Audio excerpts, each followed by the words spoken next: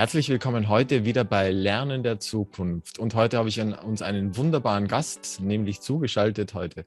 Aus Texas ist uns Frau Professor Kristin Neff. Sie hat das Konzept des Selbstmitgefühls mit eingeführt. Und das ist ein ganz anderer Zugang und ich bin sehr, sehr geehrt. I'm very, very honored for you to be my guest today, Professor Kristin Neff. Hello to Texas. Sorry. Hello to Innsbruck as well. You kind of invented the scientific idea of self-compassion. How did that come to be? Because we know there is self-love, there is self-worth. There are so many new, vocabulary out there, and you seem to be the first one who's really put this into the scientific realm, at least. Yeah, so I certainly didn't invent the idea, right? I learned about it when I was learning mindfulness meditation with a group that studied in the tradition of Thich Nhat Hanh, who's one of the Buddhist teachers who talked a lot about. Can you please repeat? I'm always struggling with this name to pronounce it. Thich Nhat Hanh. Thich Nhat Hanh. Wow. He recently passed.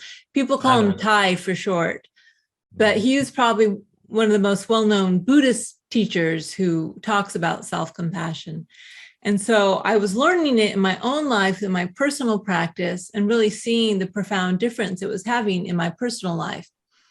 And then what happened is I did 2 years of postdoctoral study with a woman who studied self-concept development, how we come to have a what sense was it? of self. You were a psychologist in the first place. I was in graduate school. I was in so I should clarify that. I was in graduate school at University of California at Berkeley, and then I was learning about self-compassion in my personal life, and it just really helped me go through some stress I was experiencing at the time. I go into it a lot in my first book. And then so I saw the really profound difference. Right here, which is right here. Oh, you can see it. It's over here. Yeah? I read it and I loved it. It's really a game changer. Yeah. Mm-hmm. So then I did some study with someone who examined self-concept, how we have a sense of self and how we value that self. And I realized that most of the research on self-concept, especially a sense of, a positive evaluation of yourself, was in terms of self-esteem. And so self-esteem is how much you like yourself, how if you think you're a good person or not. And the problems the field of psychology was coming up with was that some people have an unconditional sense of worthiness, which is healthy, but most people, their sense of self-worth is contingent. So it depends. It depends on, am I special and above average? Am I outperforming others? Am I prettier than others? Am I, smarter than others? And also it's contingent. In other words, I think I said that, it depends on whether or not I'm successful. Right. So if I think I don't look the way I want to look, or I'm not popular enough, or my performance isn't where I think it should be or want it to be, then I feel badly about myself. So it's not unconditional. Whereas self-compassion, it also gives you a sense of self-worth, but you're worthy not because you've performed a certain way or because you're better than other people.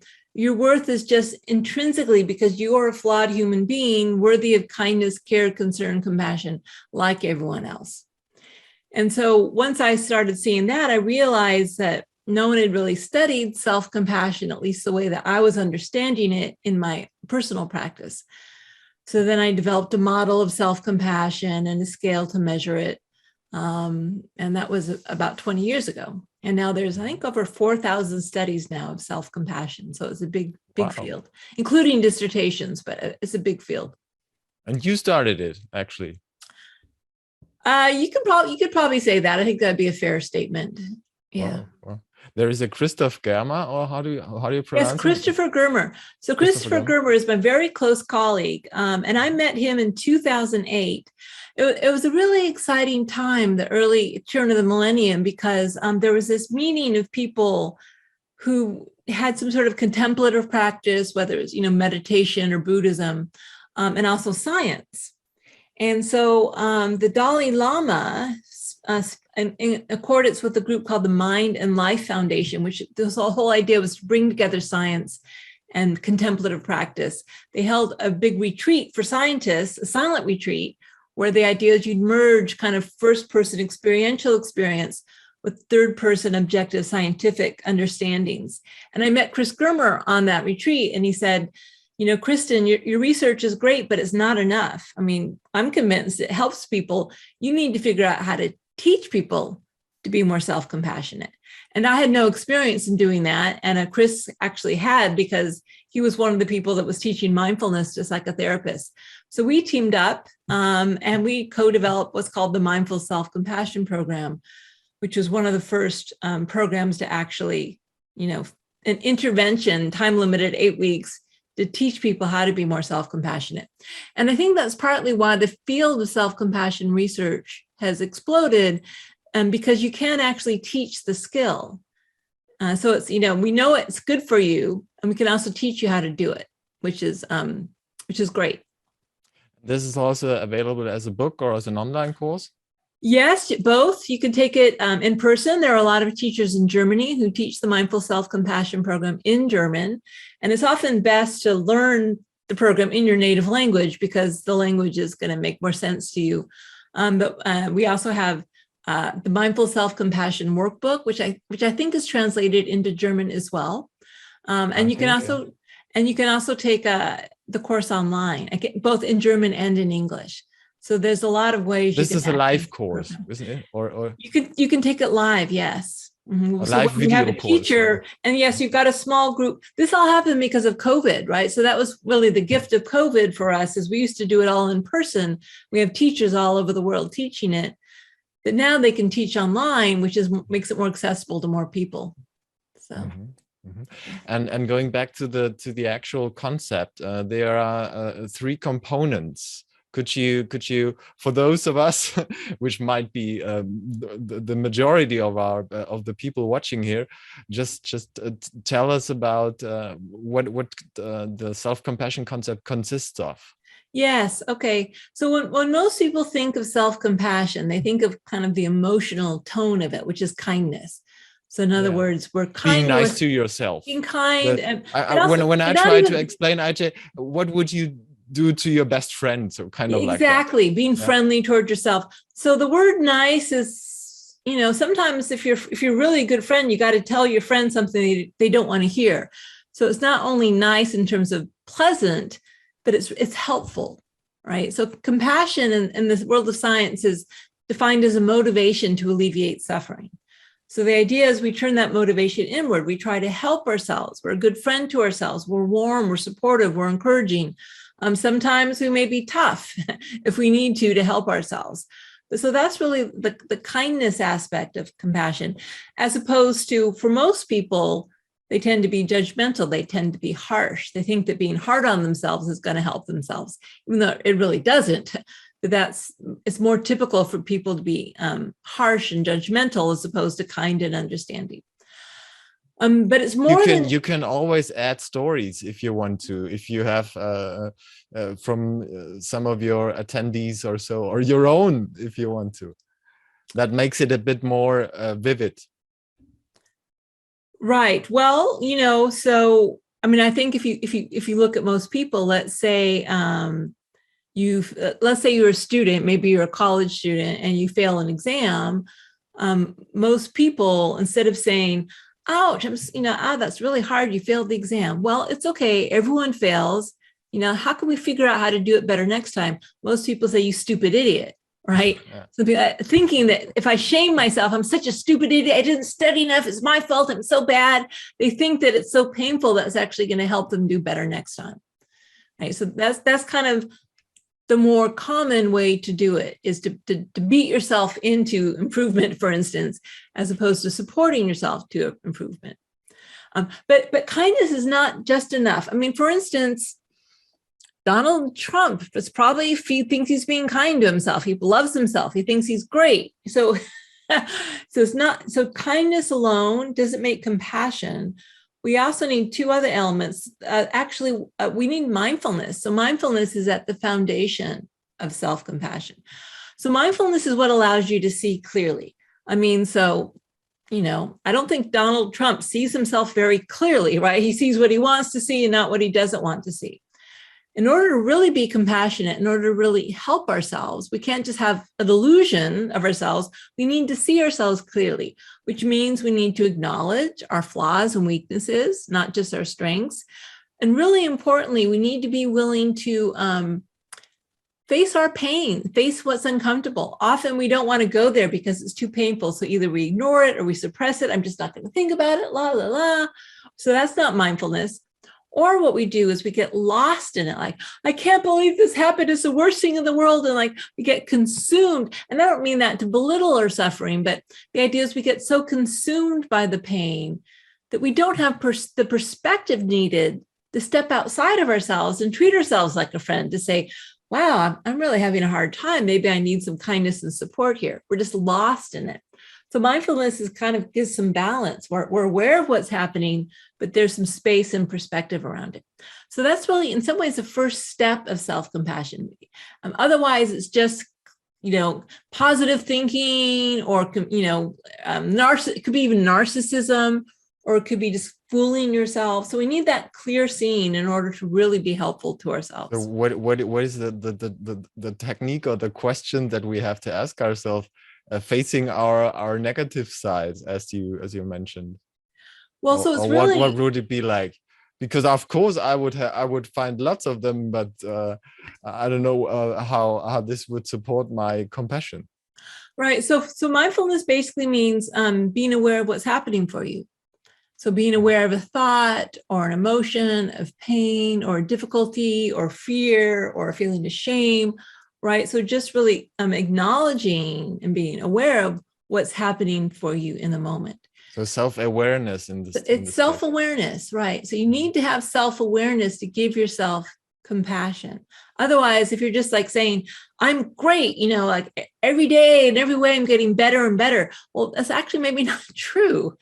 Right. So you need to, and part of it is a willingness to do so. If you aren't willing to look at your pain or your imperfection, then it's going to be very difficult for you to be self-compassionate. So part of this is a choice we make, that we choose to see reality as it is, and the reality is an imperfect one, in order for us to be kind to ourselves. Is there some kind of reality, or does each and every one care his own or his or her own reality with themselves?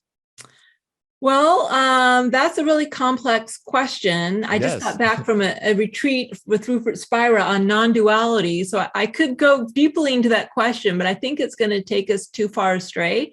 I think, ultimate reality, that's not what I'm concerned with. I'm concerned with relative reality. And the relative reality is I hurt. So that's the reality I'm talking about, the reality of suffering. So compassion is all, how do I relate to my suffering? Whether or not that suffering is an illusion or not, okay, that we'll come to that later. But the fact is right now I'm in pain and we feel that pain. So are we willing to acknowledge it and look at it? We have to, it'd be like if you had a good friend who said, hey, I'm really upset. I need to talk to you. I need some support. And you're like, I'm too busy, or I can't face you right now. You can't give compassion to your friend. So we need to be willing to be aware of our pain, but again, in this kind of, with some perspective in it, so that we can treat ourselves like we treat a friend. And then you're very much against this affirmation thing, as you mentioned, this telling myself over and over, I'm fine, I will be better, something like that. So, I'm not going to say I'm a great guy, I'm a good looking person, whatever. Yeah. So I'm not going to say I'm really against it if it works for you. Who am I to say? But the research shows positive affirmations help if you have high self-esteem, and they actually are harmful if you have low self-esteem. Right? Because the problem is when we're saying affirmations, we aren't opening to the reality of imperfection. We're kind of reinforcing the idea that I must be perfect in order to be lovable, by saying I am perfect or I am what I want to be, and therefore that's why I'm lovable. And so what self-compassion does, and this actually leads to the third component, is it really embraces the imperfection of the shared human condition. And I call this common humanity. right? It really just, instead of thinking I'm supposed to be perfect, I'm supposed to get it right, it's really acknowledging that life is imperfect. Difficult things happen. Everyone's imperfect. This is part of the human condition. And the reason that's so important is when you really kind of think you're supposed to be perfect, or you fall into the trap of everyone else is perfect and it's just me who's made that mistake. The Instagram feed is telling me their lives are perfect. It's just mine that is not. Exactly. And what happens when we do that is we feel isolated and alone. And you might say, if you want to start getting into some of this more philosophical stuff, you're reinforcing the illusion of a separate self, the idea that somehow I'm this isolated bubble, this disconnected from the world around me, right? And that's not true. We're all in this. I've had times in my life when I had these feelings. Yeah. Yes, and it's like kicking yourself when you're down, because not only are you suffering, you also feel all alone in your struggle, and it just makes it worse, right? The truth is, no one leads a perfect life. Everyone, some people, maybe their life is easier than others. Absolutely. It's not denying that. But everyone encounters some form of suffering. Their parents die, they get sick. I mean, this is the human condition. And also no one's perfect, right? Again, so mistakes, this is how we learn. This is what it means by human. When you say it's only human, what you're saying is it means you're imperfect, and that's the way we all are. And so this is where the sense of interconnectedness comes from. If you want to understand it more from a Buddhist perspective, it also makes it clear that we aren't in total control over what we do or what happens to us, right? So there's a lot of various causes and conditions, our genes, our upbringing, what we ate that day, our culture, our mood. There's so many things that affect what we do. We can't, it's not really possible to separate out the separate self unaffected by other causes and conditions. And so when we have compassion for someone else, we kind of naturally do this. Oh, I understand why you did this. These factors were in place. You tried your best given the circumstances. And so with self-compassion, we do the same. And by the way, this doesn't mean we don't take responsibility. There's a saying in the compassion world, it's not my fault, but it is my responsibility. In other words, I don't have total control over what happens, but I have to take responsibility because there's no one else who can take responsibility. And it's safe to take responsibility when you recognize that, well, everyone makes mistakes. That's how we learn. That's part of the human condition. I'm not alone. So we really need all these three elements together, working together, in order for it to be a really healthy mind state. So for instance, a question that really concerned me is, well, what's the difference between self-compassion and self-pity? So self-pity is feeling sorry for yourself. So there's no mindfulness. It's usually like, woe is me. You're kind of sucked into the drama of what's happening to you. And really importantly, you're disconnecting yourself from others. You're somehow saying that I'm the only one in the world that's struggling, when in fact, everyone struggles. Different degrees, different amounts, yes, but it's not just you. And so when you have these three components together, it kind of coheres is what I'm calling self-compassion. And what we know, for instance, in research, if you want to induce a self-compassionate frame of mind, it's very simple. You have people write to themselves a paragraph with mindfulness, acknowledging their pain, right? Just kind of validating it, accepting that this is happening. You have them write a paragraph reminding themselves of common humanity. They aren't alone. There are many other people who feel the way they do. They aren't the only one who's imperfect. And then finally, a paragraph of kindness, speaking to themselves the way they might naturally support a friend. And when these three things are together, it coheres in a self-compassionate state of mind. And then we can do research on what that leads to. Things like less shame, depression, anxiety, more happiness, life satisfaction, etc. A friend of mine, he's also an author in mindfulness, Lars Ament. He asked me to ask you the question, what's the between self-compassion and self-love? Right. So again, you might say that Donald Trump perhaps has a lot of self-love. You might say he doesn't really love himself, but how do we know? Right. So self-love, there's a lot of overlap between love and compassion. It's how are you defining love? But love could just be collapsed in the kindness component. again, it doesn't necessarily include this embeddedness in the larger collective, right? The non-separate self. And it doesn't necessarily include mindfulness, right? So if, again, narcissists, you might say, have self-love, but they aren't mindful, they don't see themselves clearly, and they don't feel connected to others. They feel they don't care. And they don't care, right? And they don't care, yeah. That's right. And if you've ever dated a narcissist, if you've ever dated a narcissist, you'll see the difference between self-love and self-compassion. Right. Okay. So for instance, and that's really true. So with self-compassion, people are happier with their partners when they're self-compassionate. They say they're more understanding, they're more willing to compromise, they're more giving, they're less controlling. And because it kind of normalizes imperfection. It's not self-focused. It's actually, ironically, as my Buddhist friends get on me for this, they say, isn't self the problem? And yes, I probably should have called it inner compassion. That you aim compassion inward in addition to outward. But that was so weird and no one would understand what I meant. So I called it self-compassion. But if the word self to you connotes, the idea of a separate self with clear boundaries, you can just call it inner compassion because it actually reduces the sense of separation. It doesn't strengthen it. If you still separate between inner and outer, it's interesting because I was just thinking now, if you think on a bigger level, it's everything else. Why is the world happening? Why is the thing happening? Why is everything being done the way it is done? You could judge it now and say it's imperfect. It's war. We see now it's viruses all around us. It's sicknesses. People are dying that we love. I lost my whole family. So I could now say, okay, the world is I can never ever forgive the world as being so evil to me. Mm-hmm. So is this also the next level, you could say, of self-compassion, that you try to forgive everything?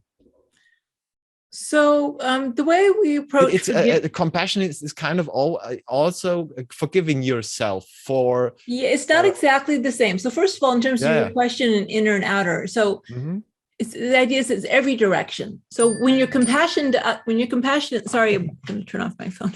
You're an important person, it seems. So when you're compassionate to others and not yourself, you're creating this separation. So the idea is compassion flows both inward and outward. It's not one or the other. The reason I focus on self-compassion in my work and in our program is because most people just forget themselves. They think they shouldn't be compassionate to themselves. So that's why. But the idea is it goes both inward and outward. And in terms of the difference between forgiveness, and so, it's interesting, this thing of forgiving the world, because it can feel like this, and it's natural that there's anger and pain and grief and all that. So forgiveness is when you're finally ready to let go of the resentment.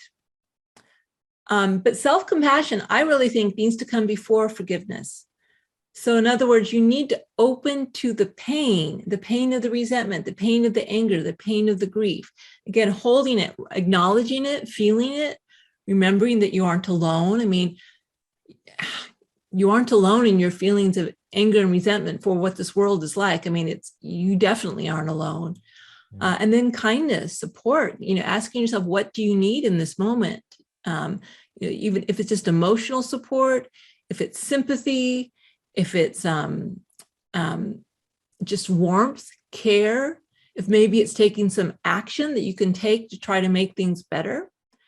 So I think you really need to do that first. If you jump straight to forgiveness, it can be what we like to call spiritual bypass. I'm going to forgive you because I find my resentment painful and I don't want to find it painful. So I'm going to pretend to forgive you to make myself feel better. Right? That's a little bit like the positive affirmations. Because shortcut, kind of a shortcut. Try to get a shortcut. Yeah. The thing about difficult emotions is so that we have both thoughts and emotions. And what we know from the research is, especially when they're very traumatic, which it sounds like you experienced a lot of trauma. And you see me putting my hand on my heart because I'm feeling for you. It gets stored in the body, right? It's not like we can just think them away. They need to be kind of processed or metabolized through being aware of them and giving them love, so to speak, or kindness, or holding them in a caring way. And so if you skip over them, if you pretend they aren't there, they're still there, right? And in fact, what we know from a very large mindfulness literature is what we resist persists and grows stronger. So if you don't want to feel that pain, or if you don't want to, acknowledge that feeling of insecurity, maybe, which may lead you to do these positive affirmations, if you resist them, it's actually going to persist. It's not going to naturally rise and pass away. You're going to lock it into place, and it's going to grow stronger. And again, there's a lot of research showing this general principle. What we resist persists and grows stronger. So it doesn't work. That's the thing. It doesn't really work. It fails in the end. You may think it works for a while, but over the long term, it's not going to work very well. And so that's why we need behavioral therapy has a different view. They say just focus on something else.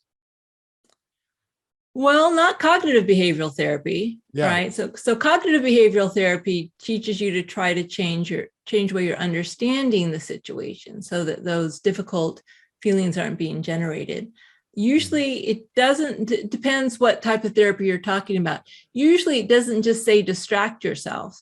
Now there may be some sort of short-term coping mechanisms where if you're being overwhelmed, for instance, it may be skillful to distract yourself so you aren't overwhelmed. But that's not going to actually heal whatever it is that's causing that sense of overwhelm, right? And what we find actually, in terms of therapy, it seems like effective therapy, no matter what approach you use, one of the ways effective therapy can be measured is by an increase in self-compassion on the part of clients. That's what therapy is, helping clients to help themselves. That ability to help yourself is really self-compassion, concern with the alleviation of suffering. How do I help myself not suffer so much? That is what therapy is. Yeah, that's another, but maybe very helpful definition of therapy. Thank you so much for the first part. We're going to be back with the second part, and we're going to talk about, I try to convince you to reveal us some of your maybe most effective exercises that we might do in our lives, and to support us and maybe support our families and children also. Thank you very much so far, Professor Neff. You're welcome.